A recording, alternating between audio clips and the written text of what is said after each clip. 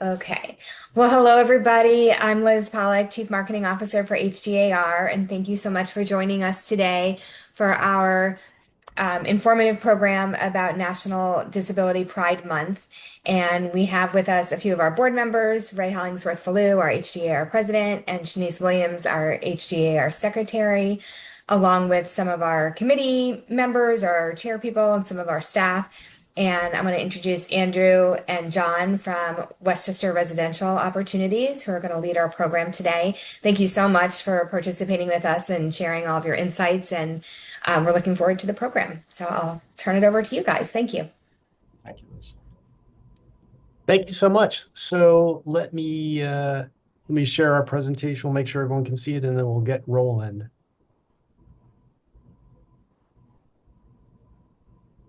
All right, Liz, how does that look to you?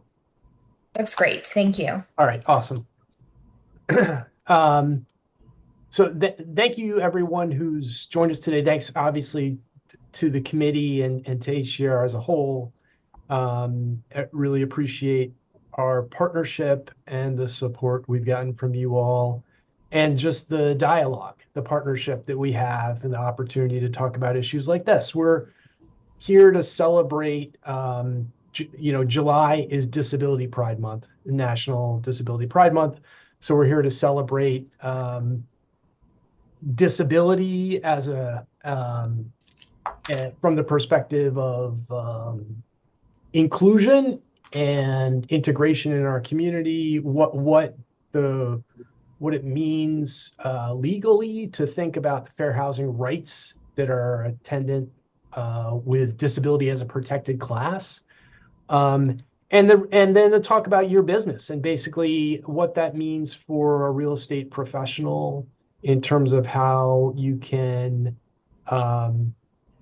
hopefully continue to do a good job of working with the disability community, understanding the needs of the disability community, and celebrating the diversity of people that you work with and the people in your community, including those with disabilities, which is, as we'll talk about, throughout, disability is one of the most prevalent protected classes in our nation. So figure, I don't know what the latest statistics are, 25% of us have a disability or something like that.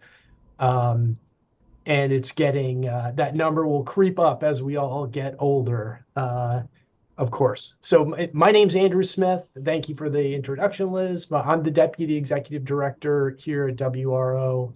And joining me on the dais is John Harrian, our new Fair Housing Director, who's some of you may know well because he's done fair housing trainings for you all. And I'll let him do his own introductions when he picks up the presentation. Hopefully you all know Westchester Residential Opportunities. We're right down the road from your headquarters on Mamaroneck Avenue. And we've been around for, going on 57, 58 years now, doing all kinds of housing-related work, mostly in the Westchester community, to promote equal, affordable, and accessible housing. So that's our mission statement. And we do that in a bunch of different ways: housing counseling, first-time home buying, eviction prevention programs, and of course, fair housing. So that's why we're here today. We do a lot of work throughout the lower Hudson Valley, promoting fair and accessible housing opportunities. So July is Disability Pride Month, as I mentioned, and Disability Pride Month was created basically as a celebration, in particular, of the Americans with Disabilities Act, the ADA, as a time for us all to celebrate the diversity of our communities, in particular disability, and to celebrate the ways that the identities of folks with the various disabilities in our community, to recognize the history of discrimination against people with disabilities in throughout the nation in our communities, and to talk more about how we as professionals working in this community and as community members can help build a more inclusive, accessible community for people of all protected classes, but in particular today we're going to talk about disability. Um, Protections around disability have been in the national discussion for a very long time, and there was a lot of change that came about in post civil rights era, if you will, coming out of the Fair Housing Act was passed originally in 1968. At that time, did not have disability as a protected class. That came around about later, as we'll talk about. But there were sort of precursors to that. In 1974, there was Congress passed the Vocational Rehab Act, which had specific prohibitions around discrimination for entities receiving federal funding. And that included the concept of a reasonable accommodation, which we'll talk about a lot, obviously, as we go forward, a really important concept in disability rights law that's just different, right, from other protected classes. We don't talk about reasonable accommodations for race or for sexual orientation or whatever. It's a specific legal concept that applies to disability for good reason. As I mentioned, disability was not a protected class back in 1968 when the Fair Housing Act was first put into law. But in 1988, that changed. This was, I believe, Ronald Reagan signed this to law. Fair Housing, the Fair Housing Act amendments, which included disability as a protection in the Fair Housing Act, making it unlawful throughout the United States for housing providers to discriminate against people with disabilities. It also, as we'll talk more about, required this concept of reasonable modifications and accommodations to allow people who had disabilities the ability to fully use and enjoy their homes just like the rest of us do. A super important concept that is at one of the biggest issues we certainly deal with from a fair housing perspective when we think about disability rights.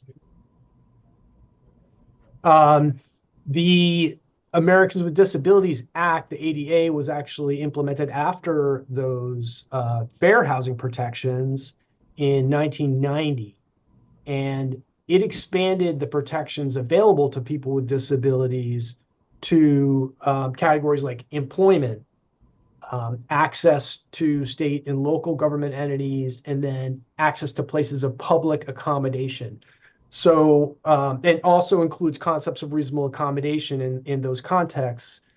When John and I are talking in this presentation, we're mostly going to be talking about the Federal Fair Housing Act protections and state and local Fair Housing Act protections.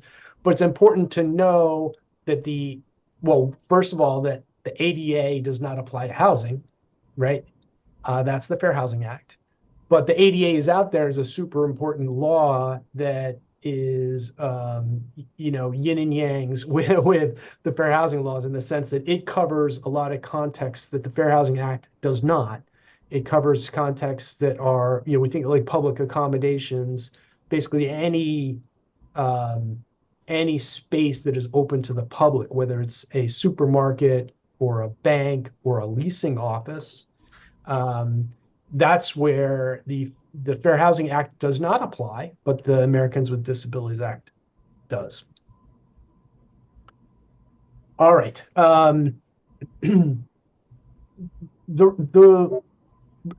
reasons that disability rights became a hallmark of this 1970s, 80s period, culminating with, in 88 and then 90 with the two federal laws we talked about, was an acknowledgement of various ways in which people with disabilities were being discriminated against in the housing market. So the idea was multifold, I guess I would say, like to prevent just outright discrimination against people with disabilities, also to move away from the institutionalization of people with disabilities. This was part of a much broader movement of sort of deinstitutionalizing of people who are living with disabilities. And also related to that, to override local prohibitions that were blocking the creation of group homes, which are a more integrated form of housing for people with certain types of disabilities.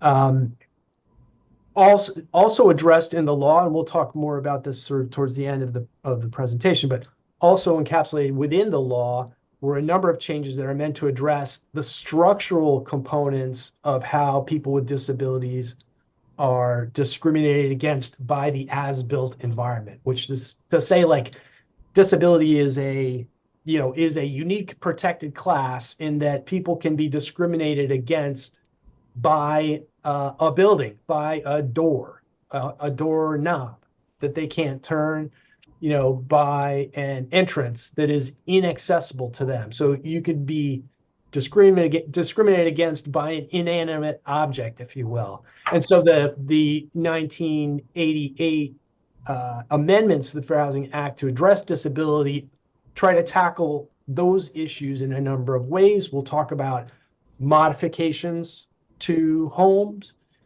to accommodate people with disabilities. We'll also talk towards the end of the presentation about accessible design and construction, which is a set of architectural standards created as part of that law that are meant to sort of create a baseline of accessibility and adaptability for homes that were built after that part of the law went into effect, which was in 1991. All right, John, I'll turn Thanks, it over to you. Andrew. I left out your introduction, so if you want to Oh give your yeah, spiel, yeah. please do. We'll spend the next half hour on that now. Yeah. So hi everybody, it's great to be with you all. I'm John Harry, and I'm the Fair Housing Director here at WRO. I started here in May of this year, and prior to that, I had a 16-year stint with the New York State Division of Human Rights. I was the Director of Disability Rights there. So done a lot of work in the area of civil rights for people with disabilities, and have really enjoyed a professional relationship with realtor associations such as the Hudson Gateway Association of Realtors. And that goes back to my days at the Division of Human Rights. We really valued that partnership because of the role that you all play. I always like the word gateway in your association's name, because in many ways, realtors, real estate professionals are the gateway to housing for people. And in doing this work, typically what I've come across amongst real estate professionals is a desire to learn more about how to communicate, how to work with people with disabilities, and knowledge about, what are the rules around, making a modification to one's home. If I'm showing properties to clients and maybe I have a client who's in a wheelchair, how should I be aware of what requirements there may be in the law to make housing accessible for this client? And that's what we're going to talk about a bit today. So I think with education, you're empowered with knowing how to maybe broaden a search for a client who needs accessible housing based upon their disability, as well as to feel comfortable, in communicating with clients with disabilities. When I was working with investigators at the Division of Human Rights, I always said the best way to find out how can I communicate with somebody with a disability is to ask them. So if you have somebody with a visual impairment, what's the best way to communicate with you? Somebody with a hearing impairment, the same way. And that way you'll know exactly what's the best way to communicate and the best way to find them some housing. So I wanted to talk about the Olmstead decision because it gets back to the theme that Andrew finished with, which is integration of people with disabilities into their communities. And Olmstead was focused on housing.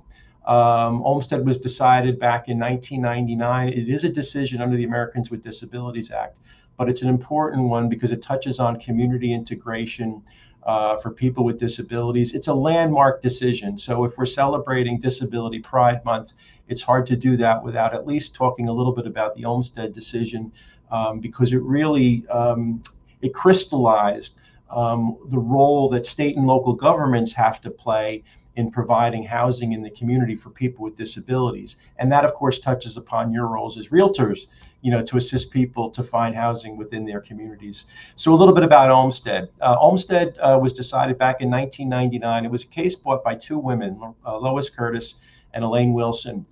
They were confined to a state-run facility, and they had intellectual disabilities, psychiatric conditions, and therefore were placed in the state-run psychiatric hospital.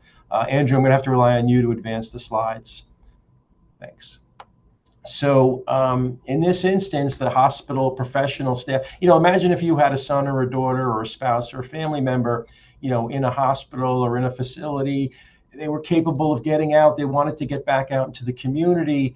Even the nurses that were working there said, yeah, they should be in a community-based setting. We shouldn't have them here.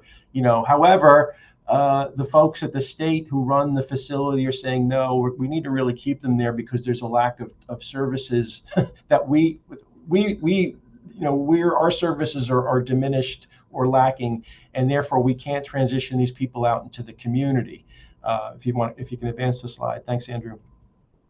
So what happened was Lois and Elaine brought this case and said, this is discrimination.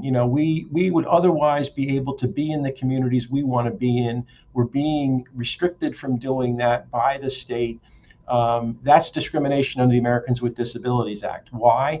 Because the Americans with Disabilities Act is designed to integrate people with disabilities into our communities, whether it be by employment, access to government services, access to leasing agents' offices, a whole variety of areas to ensure that people with disabilities can access services in their community and be integrated in their community. You can't have integration into one's community without having housing that's accessible and available in those communities. So the U.S. Supreme Court, they ruled in favor of the plaintiffs in this case, and they declared that people with disabilities have a civil right. And again, it's state-funded services to provide housing, but those state-run services also include the obligation to ensure that housing is available in community settings rather than institutions. You can advance the slide. Thank you. So what were some of the key points here? Well, if a treatment professional is determining that community placement is proper, person should be placed in the community. Of course, the affected person, doesn't oppose the move. Some people may be comfortable where they are. We don't want to disturb them. But also that the placement can be reasonably accommodated, keeping in mind the resources of the state and the needs of others. So how does this now kind of transcend? That's 1999. Now we're talking about where are we now? So last year I was actually working with the governor's office on Olmsted implementation, trying to find ways to transition people with disabilities out of state-run facilities into housing in their community. So what did we do? We held listening sessions. And we talked to people with disabilities, we talked to their caregivers, and we talked to advocates. We went around the state of New York. We had them in all different geographical locations. The two top topics that came up in all of these sessions was housing. And again, Olmsted speaks to a variety of community-based services for people with disability. It's not just housing. But guess what? Housing and transportation were the two topics that came up. People with disabilities want access to housing, and they want access to transportation from guess where? From their housing to their jobs. And both were limited, both were lacking. And that was an opportunity to do some work at the government level to address those issues. So what is the role of the real estate professionals in all this? Well, a little while back, I had the opportunity to do a presentation with the New York State Association of Realtors at their annual meeting in Albany. And they were recognizing realtors at that program for their fair housing work. And when the realtors had an opportunity to speak about their experiences in this area and to, an appreciation of their recognition for the fair housing work that they had done, there was a couple of themes that came up. The first one is they really valued their role in community building. So as they built out, their clientele and included clientele, that would have been in a variety of protected classes, whether it was race or religion, people with disabilities, et cetera, by building out their clientele base, in that regard. They felt a really valued role in community building, and that was something they felt was very fulfilling. With more clients, you have more opportunities for commissions. So the other theme that came up was an inclusive client list was better than having an exclusive one in terms of creating more commissions. So these were the themes that came up, and it made my presentation a lot easier because people felt good, not just about being engaged in doing fair housing work, but they felt like now I didn't have to hit them over the head like comply with the law or else. It was like people felt really good about having a role in community building, having a role in assisting people in different protected classes, and of course the possibility of getting more commissions was something everybody was happy about. So next slide. Thanks, Andrew. So how does this get accomplished? Partnerships. So what was emphasized, or what we can emphasize here, is the value of partnering with local groups. We're talking about disability today, so disability focus groups. Familiarize yourself with the local independent living centers in the communities that you serve. A lot of time people think independent living centers are residential facilities. They are not. They are Main Street type offices. They are staffed with people with disabilities, and their role in the community is to assist people with disabilities to find housing, assist them with benefits, find employment, a whole variety of areas that these centers provide assistance for people with disabilities in their communities to integrate, to find jobs, to find housing. My first job was at the Rockland County Independent Living Center over in Spring Valley when I was in law school. And I can tell you, each of the jobs I've had, the phone has rang the most about access to housing. People with disabilities really are in desperate shape in terms of finding accessible housing, finding affordable housing. And I would think that if you, and I'm going to share the next slide, is include some of the local county independent living centers. I'm sure that if you left a stack of business cards at some of these centers or got engaged with them or created professional relationships with them, you would start to get more clients that would include people with disabilities who are looking for housing. So any one of the three of these centers here, Westchester Disabled on the Move is in Yonkers. I've included their websites here. Westchester Independent Living Centers in White Plains. Taconic Resources, I believe, is up in Poughkeepsie. They're all great centers. You don't have to limit yourself to just these centers. You could reach out to local, MS societies, Cerebral Palsy Association. You can think about mental health, associations. And really, the idea is like, hey, introduce yourself. Maybe attend a couple of educational programs they do. Maybe offer to provide an in-service. Like, here's our real estate office covers the following communities, and try to partner to figure out a way that you can meet a demonstrated need that they have. To find accessible housing, and of course your role in the community is to assist people to find that housing. Next slide, Yeah. Andrew. And these, Sure.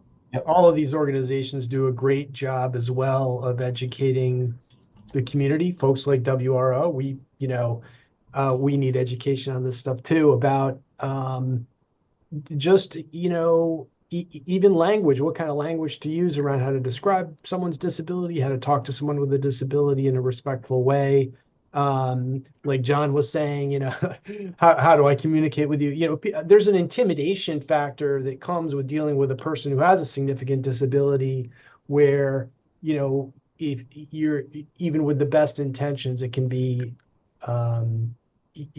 hard at first to know how, like John said, to communicate it with somebody. And the easiest answer is just to ask them, hey, how should I communicate with you? But there's a lot of work that can be done just in understanding how, what disabilities look like, how they need to be addressed, and improving your vocabulary basically in dealing with folks who are living with us. All right, let me get clicked on. All right. So as you all probably know, just a couple slides on some basics of fair housing work. So we've been talking a lot about landmarks in the federal fair housing landscape, and that's in part because it's National Disability Pride Month, and that's why we're here. But we have a set of federal fair housing laws, as you guys well know. It's mostly the Federal Fair Housing Act of 1968 and its progeny, including the 88 law amendments we talked about. There are other um, laws that pertain to fair housing, some in the disability context, like the Rehabilitation Act, that's the reference to Section 504 that comes up when you talk about federally funded buildings, and the ADA, which we talked about. So there's other federal laws that can be applicable in a certain situation. We also have a very robust state and local protections where most of us are operating. In New York State, human rights law has a more expansive, I would say, set of protections for people with disabilities than the federal law, certainly federal law under this current administration, which we'll chat about, in a bit. Westchester County law, Westchester County has its own law, as does Rockland. Those are also very progressive laws, very protective of people with disabilities. And at each level, we're adding protected classes to the laws. So right now, the federally protected classes are seven: race, color, religion, national origin, disability, familial status, which means having kids, and sex, which under the current administration means being male or female and nothing else. New York State adds a whole litany, a long list of protections, including gender identity, source of income protection, which we talk about a lot, age, domestic violence victims, military and marital status, which includes veteran status. And then Westchester County adds a couple more. So we've got a whole robust set of protections that are available to us and to the people in our community by virtue of kind of our location in New York State and in Westchester. We put up the Westchester protections. There are, depending on, I know we've got folks from a broad, geographic swath. So apologies, I didn't put up all the different counties, but obviously each county is going to have its own set of protections, its own set of laws, or not. In some cases, the counties just rely on the New York State law, which is fine.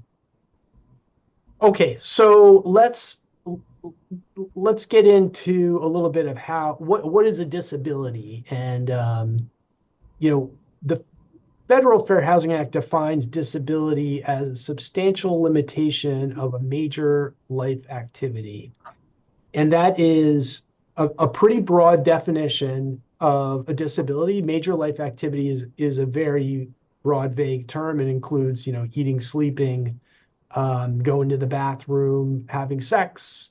It includes a whole bunch of sort of everything that you and I take for granted on a daily basis, is a major life activity. Being able to dress yourself, right? Or walk around, mobility type issues. New York State human rights law and Westchester County law take that even farther. They are even broader definitions. They each define disability as a physical, mental, or medical impairment that prevents the exercise of a normal bodily function. So that is a very, very broad definition. In each case, these laws cover not only actually having a current impairment, but having a record of such impairment or being perceived as having a disability. So, right, if somebody discriminates against you because they think you have a disability, that's discriminatory whether you have a disability or not. That is the case across all protected classes, but just throwing it out there. Okay. Now, I won't go into detail about this. This is sort of a standard slide we go through in our general fair housing presentations to talk about basically the conduct that is not permitted that it's illegal under the various fair housing laws. But just to do it quickly, so it's a range. So a range sort of goes from black to gray is kind of the way I think about it. Is some of the things are obvious. You can't refuse to rent or work with somebody because they have a disability. Can't do it. You can't say, I'm uncomfortable working with you because you have a disability. Go somewhere else. Not allowed. Um, you are not allowed to make misrepresentations about housing on the basis of someone's disability. This, we think of it as typically as more something like coming from a landlord, where a landlord says, "Oh no, I already rented that unit out. So sorry, I would have loved to show it to you, but we just rented it out this morning." It turns out they haven't, in fact, done that.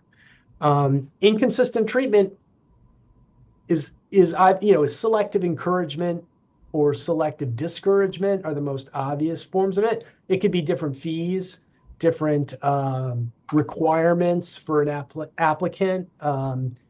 If you are treating people differently because of a protected class, that is classically discriminatory, right? Um, Other things, discriminatory advertising or statements. You can't advertise a discriminatory intent, right? Or a discriminatory bias.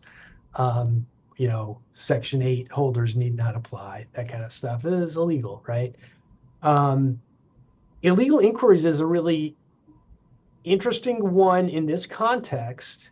What we train all of our housing providers is not to ask about protected statuses or to ask questions that would require the person to reveal a protected class for the simple reason that you are not allowed to care. So why are you asking? It creates a presumption that you care as a real estate professional or on behalf of a landlord about that protected class.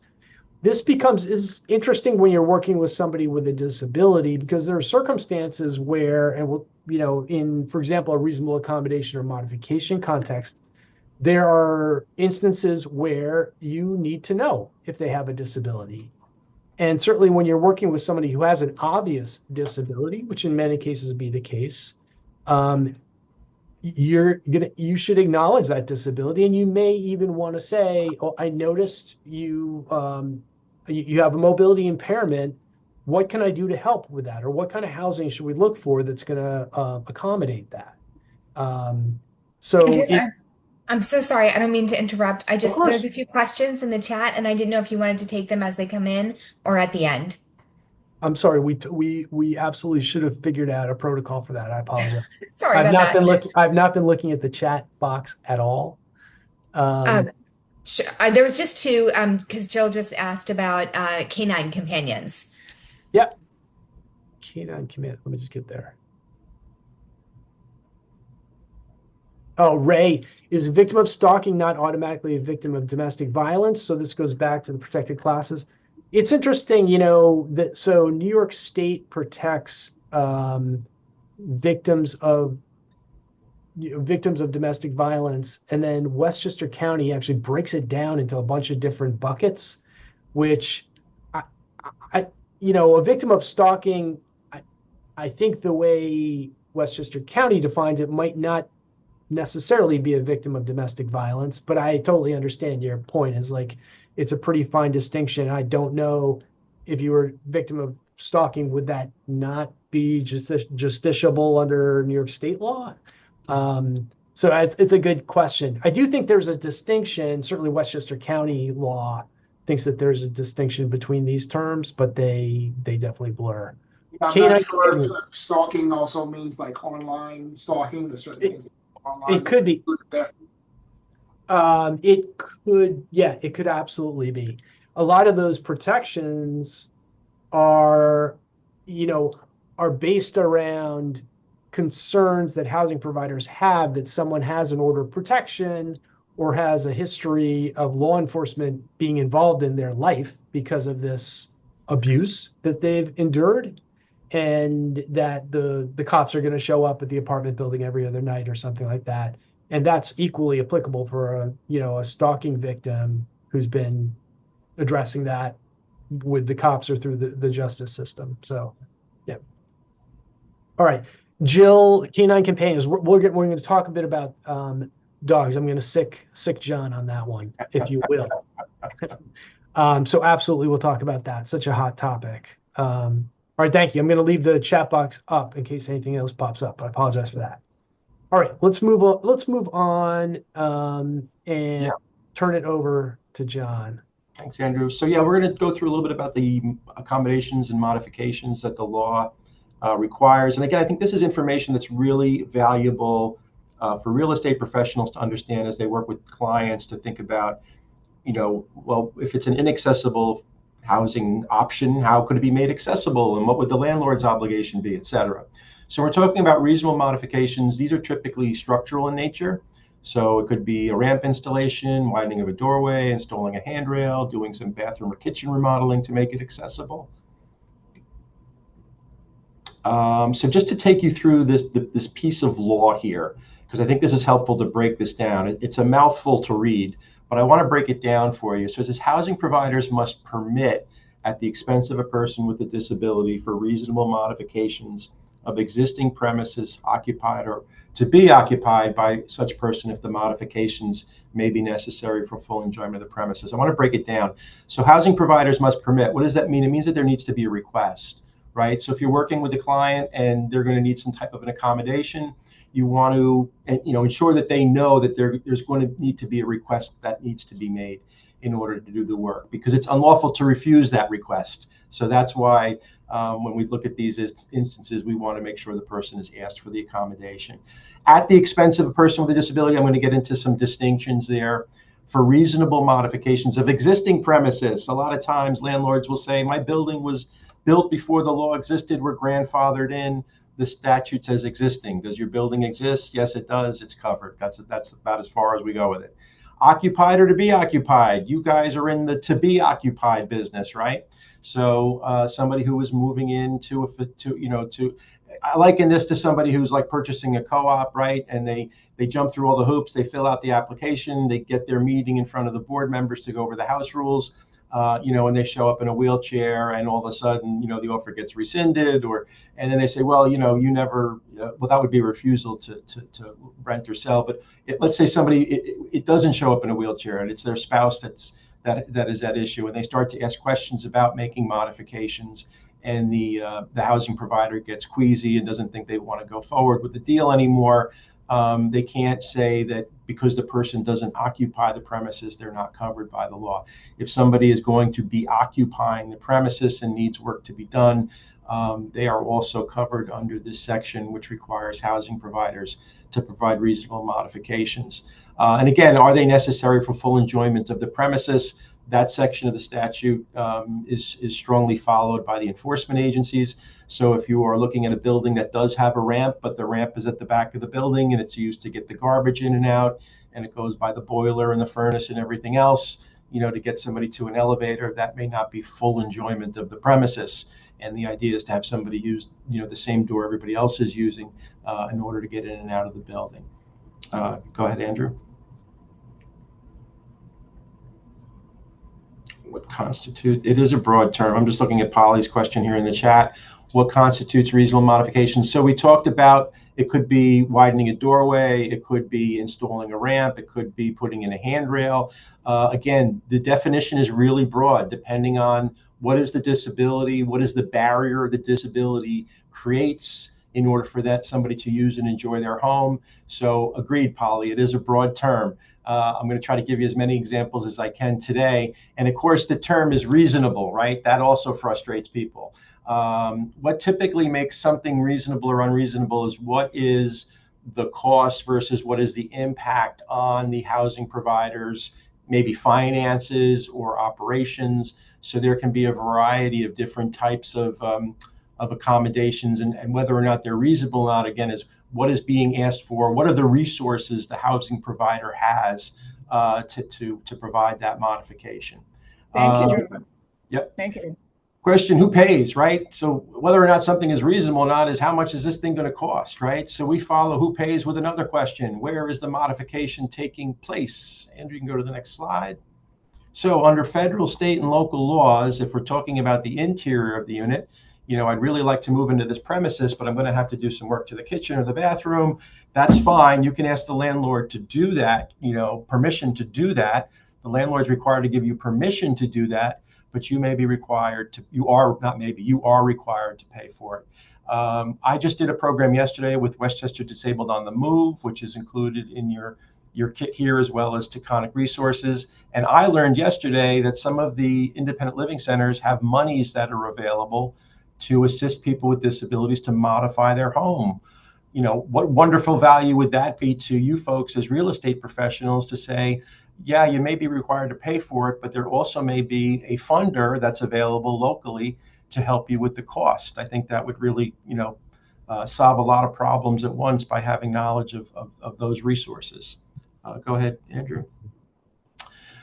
So who pays? We're still there. We said interior of the unit is the obligation of the resident or the tenant. But if we're talking about a common area under state or local laws, I don't encourage anybody to make a federal case out of getting something paid for in a common area because the federal law doesn't compel it. But here in New York, both New York State and Westchester County require the housing provider to pay for modifications in common areas. Maybe you're representing the seller or the rent, the person, the landlord, and you have somebody who's interested, but something needs to be done to a common area to make it accessible. That housing provider should know that they have an obligation to pay for that modification. Again, so long as it's reasonable. And I used to say when I was at the Division of Human Rights, we weren't in the business of bankrupting housing providers. We would look at what are the resources that housing provider has versus, what is the cost of this all going to be? And again, as a real estate professional, you might be able to reach out to different resources that can help pay for it. Are there separate monies or for historic districts? I'm not sure, Jill, to the answer to that question. I know there are certain designations, historic district, landmark. I know that those designations do not trump the need to provide accessibility, but there needs to be sensitivity in how the design is being done so it doesn't impact on the landmark designation. But I'm not sure if separate monies are available in that regard. Also restoration, we just had a question today in the office about this, restoring the unit to its original condition, both here in both the Fair Housing Act and the state human rights law. So if a landlord is concerned, I'm going to make this modification and to the apartment, you know what, you can ask the individual by law to restore it to its original condition. That's something that the law allows for as well. Or you can encourage them to market it as an accessible unit for people with disabilities and keep the accessible modification work that was done. Right. I mean, in most cases, John, this seems silly, right? Is like you're adding grab bars to a bathroom. Right. And why would anyone make you escrow money to rip those out when you move out? But that is the landlord's right. And in some cases, it makes sense. Like there are circumstances where you need to lower cabinet heights to accommodate a person in a wheelchair, but that's something that an able-bodied person moving in next might not want, right? That would not be advantageous to them. So some improvements, adding a ramp in a common area is not subject to these rules anyways. But I mean, that's something that's probably, generally speaking, just going to be a net plus for the building, right? For everybody. And somebody else down the road is going to benefit from that. For sure. Okay, we can move on.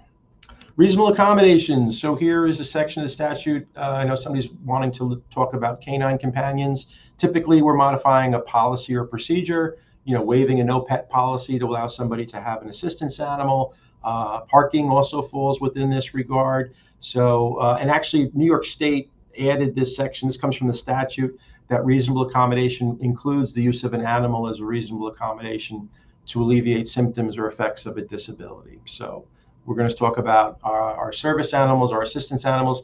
Under state human rights law, if you have somebody with a professionally trained dog, the word is dog in the state human rights law, that dog goes where the person goes. So typically we're talking about guide dogs in that regard. So there are specific, really strict requirements there when we're talking about professionally trained dogs. So, in this regard, is the animal a dog? Yes, it is. Has it been professionally trained to assist the person with disability? Yes, it has. We're talking about a dog that's going to go where that person goes. Now, in addition to that, we can go to the next slide and talk about emotional support animals. So emotional support animals are different than a trained guide dog, right? Typically, there's been no training component historically, legally, there's been no training component required for an emotional support animal. It's just the relationship the individual with a disability has with the animal that improves or diminishes the symptoms that person is living with, whether it be depression or some type of other psychiatric impairment. We don't require them to be professionally trained. Now, HUD issued some guidance in May of this year where they are looking to have an emotional support animal to be trained similarly to a service animal under the Americans with Disabilities Act. State and local laws, if you attended the Hudson Gateway Association of Realtors program earlier in the year over at Manhattanville College, the attorney for HGAR did a really great job saying New York state and local laws are separate from the federal standards, and that there is state and local laws do not require this component that emotional support animals be trained. So don't get tripped up by that if you're working with clients with ESAs. I was looking at the chat here. Could a landlord require? Yeah, good question. We're going to get to that in the next slide or two. Good question, Benita. Go ahead, Andrew. Emotional support animals. So people with a disability, you have to have two things. You have to have a disability and a disability-related need for the animal. Not just I'm someone with a disability with like a cat or a dog. There needs to be a demonstrated need, a demonstrated disability-related need for the animal in order to ask the landlord to waive the no pet policy. The word is animal. The more exotic the animal gets, the less reasonable it gets. And again, the word is reasonable in the statute. A housing provider is entitled to medical documentation to support that there is a disability and there's a disability-related need for the animal. Emotional support animals. So under state and local laws here in New York, landlords are prohibited from making restrictions on the type of animal, the breed, or the size of the dog, and, Benita, from assessing fees for someone who needs an assistance animal because of their disability. If there's one takeaway today on assistance animals and pets, remember this: assistance animals are not pets. So you may have a client who has a no pet policy or has a pet policy, but it has a number of breed and size restrictions. That's fine for pets. If somebody wants to move in with a dog, but you can't have a German Shepherd and they don't have a disability, no German Shepherds. If we have somebody with a disability coming in who needs that emotional support animal, those breed, size, and limitations or any type of fees that are associated for pets, we are outside of the realm of pets when we're talking about emotional support animals. Emotional support animals need to be disclosed as pets in buildings with pet policies. I'd have to take a look at that policy to answer that, Ray, a little more specifically in terms of if you, I think I'm guessing Ray's probably talking about this application. If somebody if you have an application that asks, do you have any pets? Because we have a pet policy, we want to know. And somebody has an emotional support animal that they've not yet disclosed, do they need to disclose it? The answer to that is no, it's not a pet. Now, if you have an application that's clever and says, do you have any animals? Do you expect to live with any animals? Then it's a little bit harder. They're trying to trip you up. The answer is you don't need to disclose that you have a disability or any disability related accommodations that you need to apply for housing, but it does become a little bit more tenuous because they will say, oh, well, we asked you if you had an animal and you didn't tell us. So now we don't, you sowed some distrust there. But that's an issue that is less a legal issue. It's more kind of a relationship sort of building thing with your new housing provider, and they're trying to ask you a question that's a trick question designed to reveal a protected class, and that's bad faith on their part. And then when you don't respond truthfully, they will say it's bad faith on your part. So there's no winner in that circumstance. What's becoming is mental disability or emotional disability covered under HIPAA? So all HIPAA protected. A disability is a medical determination, so it's all HIPAA protected. Right. And to Jill's point, yes, all this should be kept confidential. There shouldn't be disclosures related to disability or people's requests for accommodations.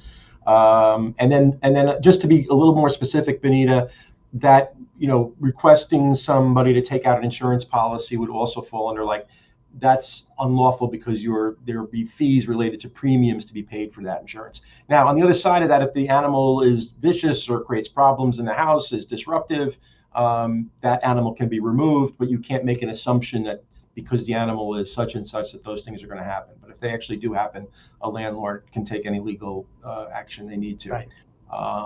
Accessible parking. Go ahead, Andrew. I'm sorry. I was just going to say, John, and likewise, like if an animal does do damage to person or property, in addition to them, potentially being removed from the building legally, Right. The owner is responsible.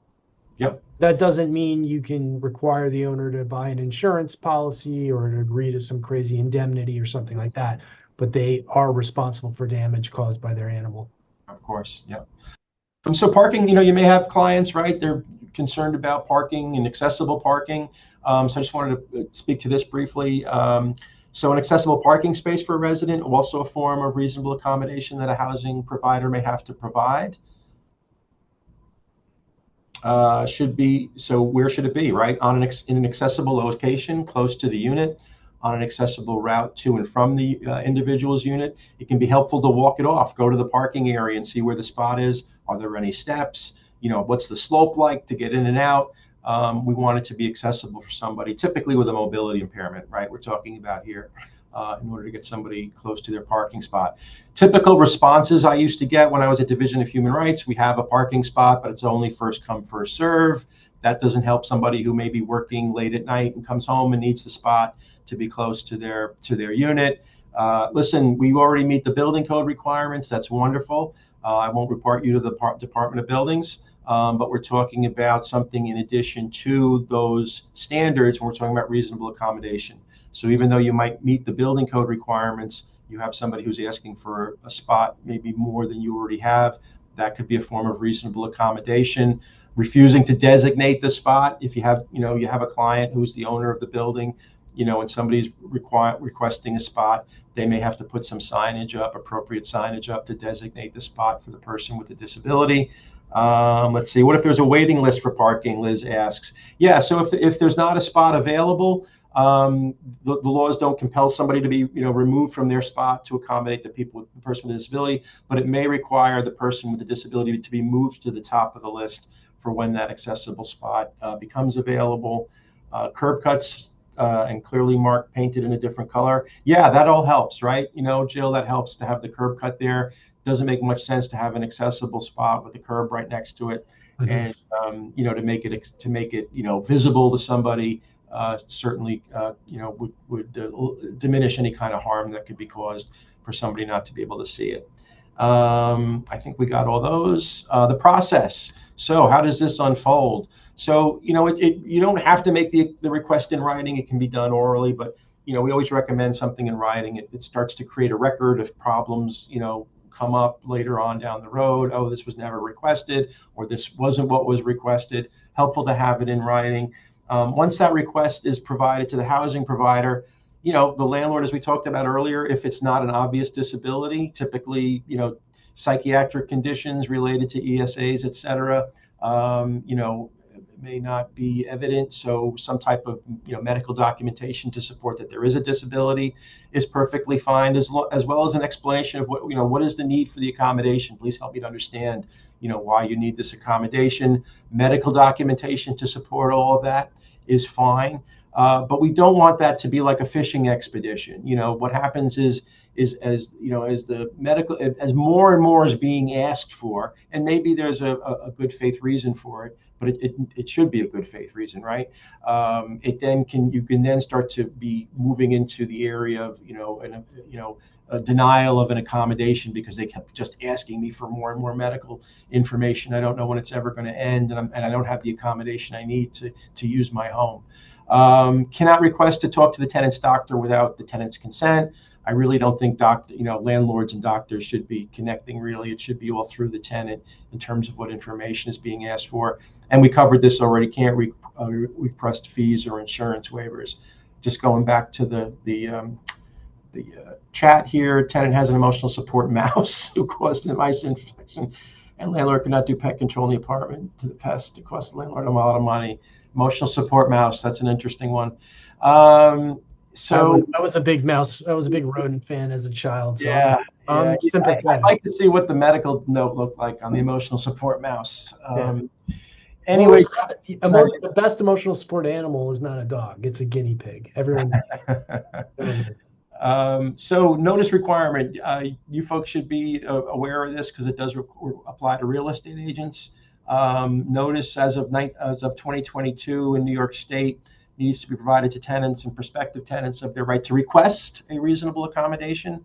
And the delivery requirement, as I have come to understand, conforms to this form, the Housing and Anti-Discrimination Disclosure Form, which is required by DOS, otherwise known as HADFIN, I guess. Some of my questions were once perceived as discriminatory, Polly says. Perceived as discriminatory? Questions about disability. It's tough, right? Because I get it. Yeah. we're all taught not I to was ask I was questions. I was dealing with Section 8, and I was brought up on charges because I was asking, as they perceived as asking too many questions. As Mm. a broker, how can you speak to your client, landlord, and or tenant without asking proper, quote unquote, proper questions? Yeah. That very much is a challenge. I think it's also distinct to different types of disabilities. Polly, I am happy to talk to you one-on-one to sort through some of that a little more specifically. And I also think those partnerships with local community agencies dedicated to people with disabilities is helpful in that regard. But Polly, I'm happy to connect with you. I'll drop my Thank you, mail thank into you, the thank chat, you, thank you. and we can sort through that. I'm I happy am. to do that. Thank you very much. Thank Yep. you. All right. We just hit the 1:30 mark, so I appreciate everyone sticking with us for just a couple more slides. The last thing we really want to talk about, I sort of alluded to it early on in the presentation, is that we have, coming out of that 1988 federal law, we have what's called accessible design and construction rules, or design and construction rules. And these are really architectural requirements that are put on any newly constructed multifamily housing that is built on or after March of 1991. I think that was 3 years after the law was signed or something like that, to give everyone time to adjust. So any multifamily housing that's newly constructed for occupancy after March of 1991 has to meet certain design requirements. That the idea behind these requirements are not to make these new buildings, I say new, 1991 was a while ago, but you know what I mean. They're not designed to make the new buildings fully accessible. They are designed to provide a baseline of accessibility so that the construction of the building itself does not preclude someone with a disability from ever living there, right? So if you build a building where no one, if you initially construct a building and there's no way someone in a wheelchair could ever get down the hallways or through the doors, you've permanently prevented anyone with that mobility disability from ever living there. You're not going to be able to fix that, right? So the idea is these are baseline requirements to allow for future adaptations or for certain levels of accessibility and visitability, right? Because we have friends who come over as well. Okay, applies to housing with 4 or more units, 3 or more under the New York State law. That's like apartments, condos, co-ops, anything.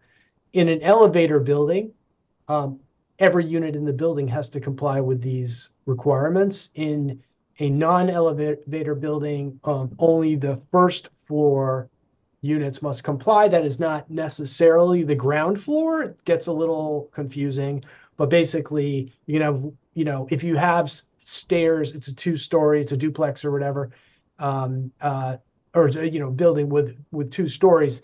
The second story might not need to comply with these rules. Maybe it's the first floor that does.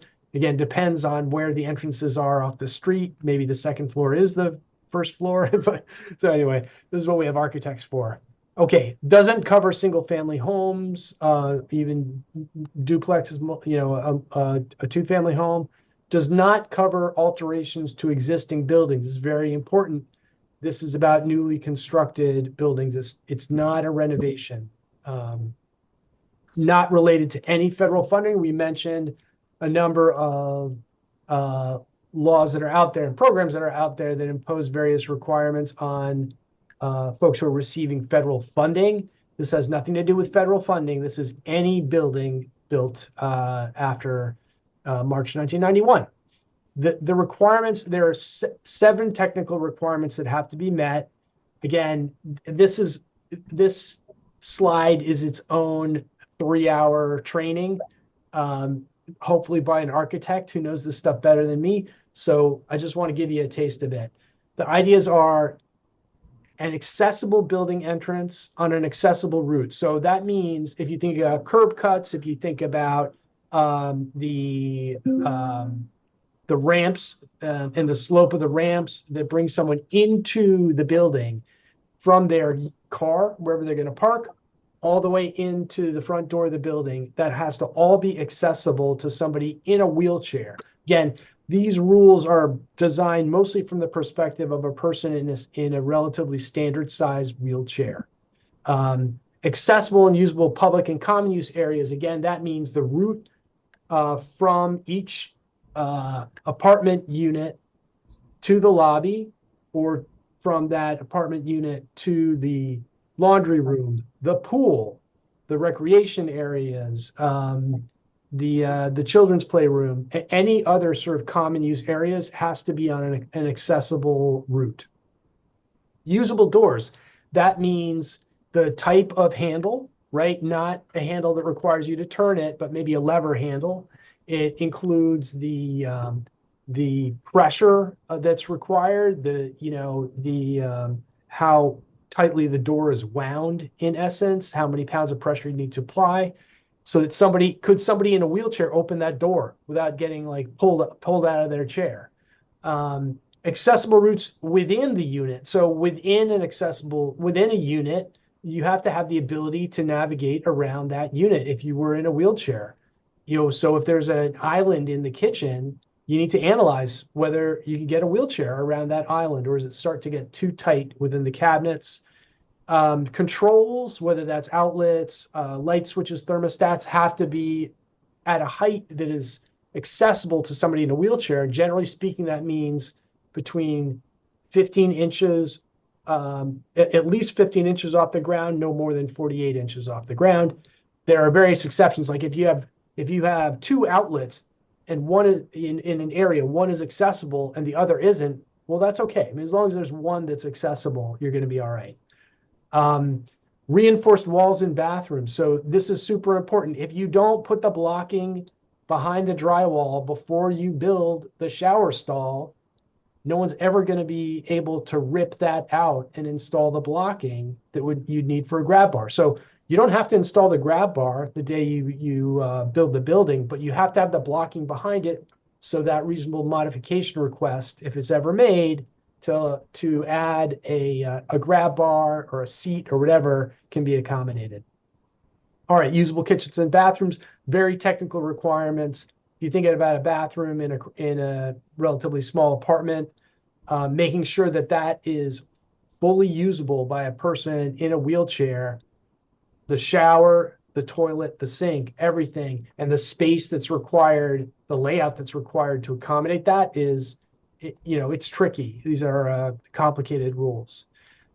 Just a couple key measurements. I mentioned like the 15 inches to the 48 inches for light switches, thermostats, and all that.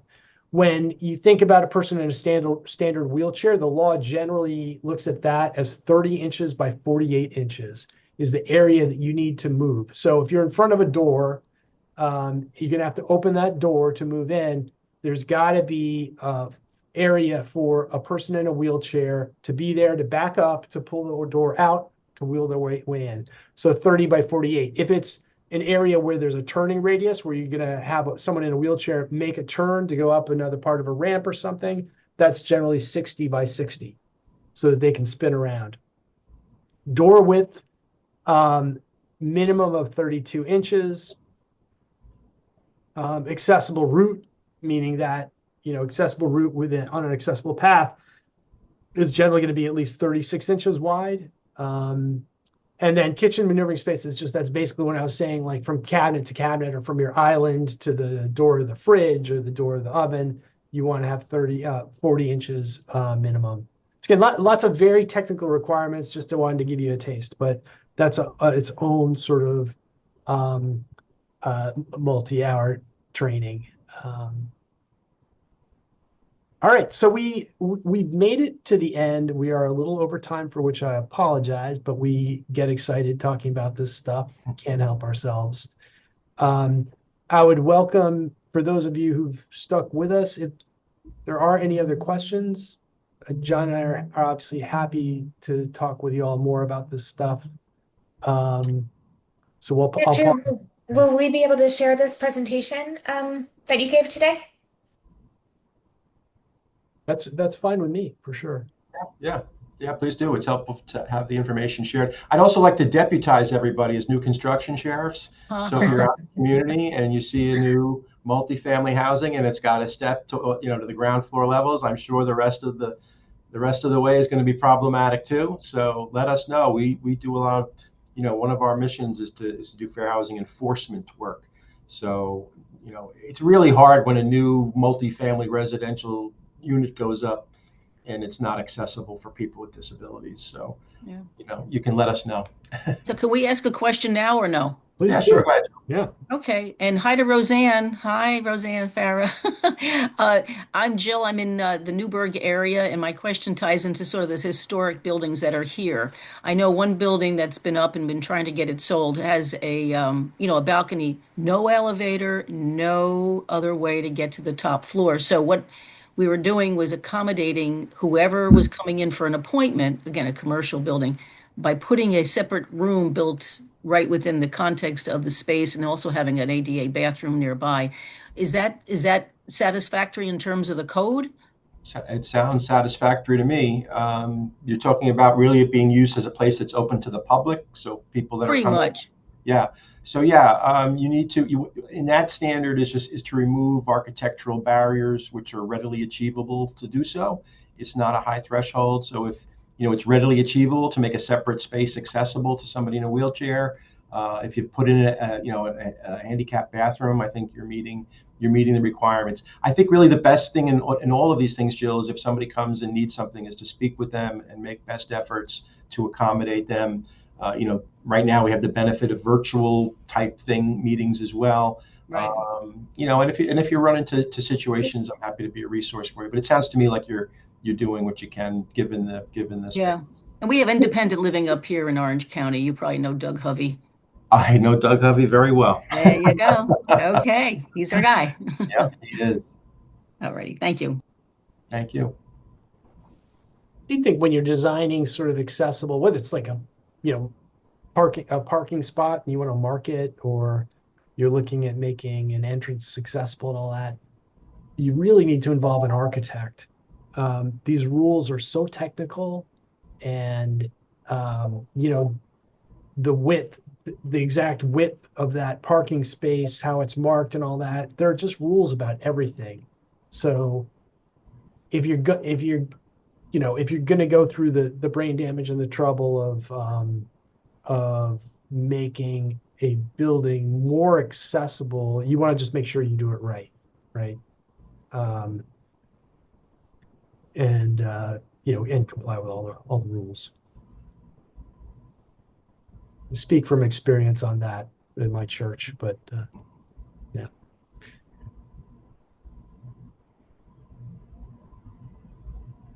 Thank you for folks in the chat. Benita, appreciate you. Yeah. All right. I think we don't have any more questions, but thank you again so much. This has been so helpful. I know there's always really great conversation, especially around the service animals and, the expectations for accommodations. And I think it was really worthwhile. So thank you so much, Andrew and John. We appreciate it. Thank you, Liz. Thanks for the opportunity. Good to be with you all today. Thanks for Thank having us. you. Have a great Well, day. Thanks. bye.